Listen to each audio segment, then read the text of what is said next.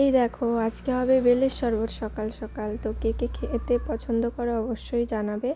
তো এখানে দুটো বেল নিয়ে নিলাম, আর এখান থেকে বেলের যে অংশটা বের করে নেওয়া হলো।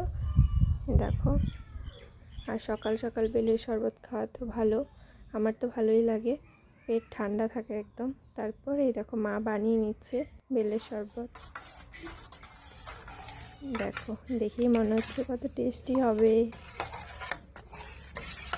তো এখানে বোন আবার দেখছে, এই দেখো কত ধরার চেষ্টা করছে ও, যে ও খাবে একটু, ওকে তো দেওয়া হচ্ছে না।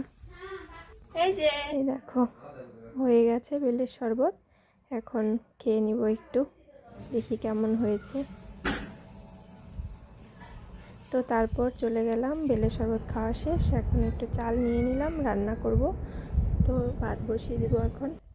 এই দেখো এদিকে ভাত হয়েই গেছে, এখন নামাবো। আর এদিকে ভেন্ডি ছিল ঘরে, তো আজকে ভেন্ডির ওই যে মাখা মাখা যে চচ্চড়িটা হয় ওটাই বানাবো। আমি এতটা খেতে পছন্দ করি না। আর এদিকে একটু সর্ষে বেটে নিলাম, তারপরে এই দেখো ভেন্ডিগুলোকে একটু তেলের মধ্যে ভেজে নিচ্ছি, ভেজে নিলে একটু ভালো লাগে আর কি। আর এই দেখো তেলের মধ্যে কালো জিরে সম্বার দিয়ে দিলাম, তারপর এখানে লঙ্কা দিয়ে দিলাম, আর হচ্ছে এই যে হলুদ আর সর্ষেটা বেটে রেখেছিলাম ওটাও দিয়ে দিলাম, নুন দিয়ে দিলাম পরিমাণ মতো।